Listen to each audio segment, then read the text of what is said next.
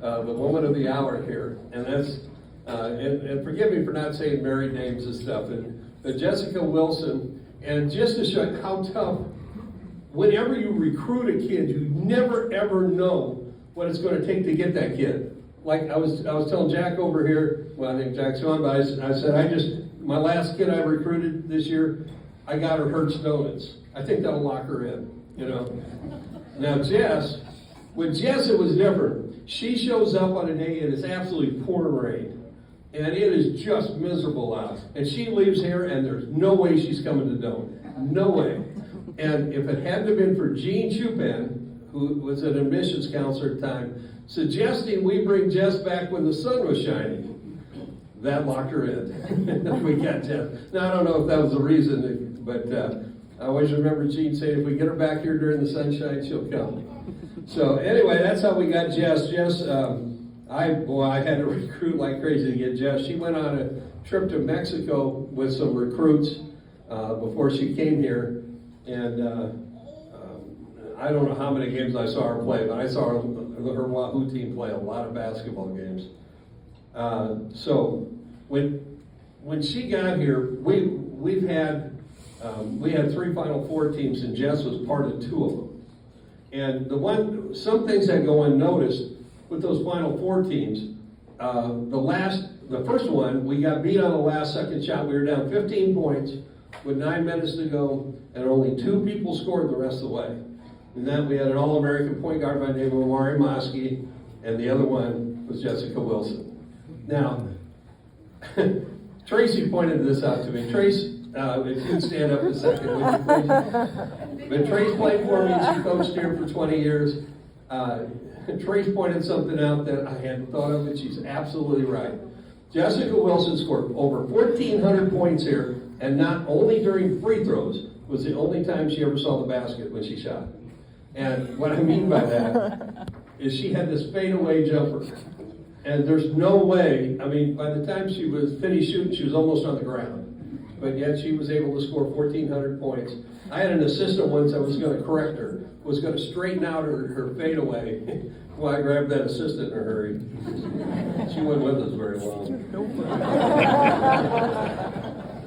That's the truth, too. Jess is, and I shouldn't mention this, but I have to. Jess's mother was a trip. Lynn is over here, and I had very few parents like Lynn. Lynn was the art teacher at Wahoo. She painted this great mural, and I bet not many of you will even recognize this, but it was of Wahoo Sam Crawford. And that's a famous Major League Baseball player, actually named one of the top 100 greatest players. And she painted him, and of course, but with the name Wahoo Sam Crawford. You got to know where Sam was from. Well, so she had she was real artsy. And first of all, she was absolutely afraid that her daughter was not going to get to play basketball for Doane. And so she sent me letters. This is back in the letter writing days. I'd have gotten a text now. But in the letter writing days, I'd get letters that stated why she ought to be playing more. Well, I thought she'd play quite a bit, tell you the truth. So anyway, the one thing, and I was going to say something to that, and then it hit me that most people won't. I didn't feel like Jess got the respect she needed. I mean, there was always somebody better, or people conceived as better, and she never really got the recognition she deserved. And I had a list here. These are basketball players that played in this era that are in the Hall of Fame. And that's Mary Kay Bell, Tricia Plucker, Mary Needenkamp, Betty Needenkamp, Trudy Bearhusen, Aaron Slake. But none of those have what Jess is going to get tonight. None of them are in the Hall of Fame. And Jess was Player of the Year, and none of them was ever Player of the Year. So I was going to tell this joke about no respect, but nobody would remember who Rodney Dangerfield was. I had a great joke, but then Jody over here, who's with me, told me that don't tell that joke. It probably wasn't appropriate. She was right. Tracy had a nickname. I didn't know this till just Jess's nickname was Spidey, I guess. No. And, Roach. huh? Roach. Roach. Oh, that's right, Roach. I like Spidey better. Thanks, Tracy. I have 2 basketball stories to tell about Jess, and one of them, I told her kids. Her 3 kids are here tonight. All of them go to Morningside, by the way. I still love you guys. I do. But anyway, Jess, we were playing Dana. And according to Fred Biley, if you got beat by Dana, you were probably going to get fired. That was Fred Biley. He said that. Esther, he did say that. He threatened me, Esther. He threatened me.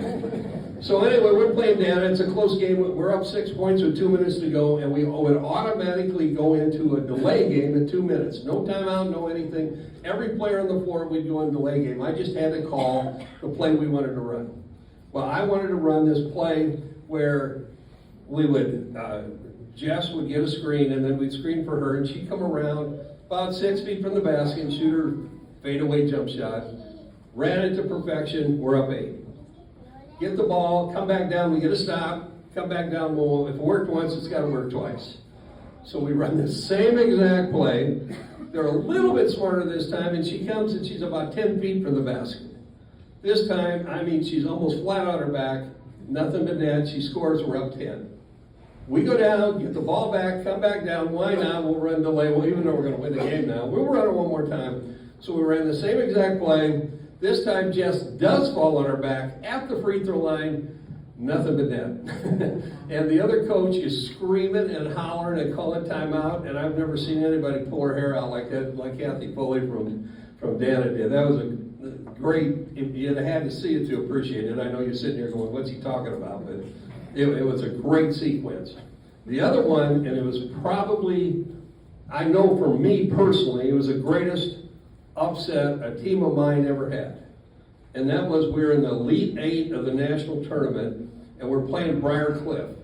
And Briarcliff had beaten us by 28 points in January, and they were 37-0. And they were number 1 in the nation, and we play them. And so Mike Powers, the Briarcliff coach, told me this story. They said, look, the Wilson kid, she's going to get the ball, she's going to turn off her, what is it, right or left shoulder, and she's going to, her left shoulder, and going to turn and fall away. And you've got to get right in her face. So, okay, they're going to just kick us again. Jess gets the ball, the very first play, turns off her left shoulder, fades away, nobody gets in her face, she scores, she's our leading scorer in that game, and we ended up ending their undefeated streak. And that was after our first Final Four when we graduated a bunch of people. So those are the 2 stories that kind of emphasize what Jess meant to us. At the end of that year, nobody expected us to do much. We won the conference, made the Final Four, and Jess was named Player of the Year. And I think, I wasn't surprised, but I think Jess was surprised, and I think a lot of people were.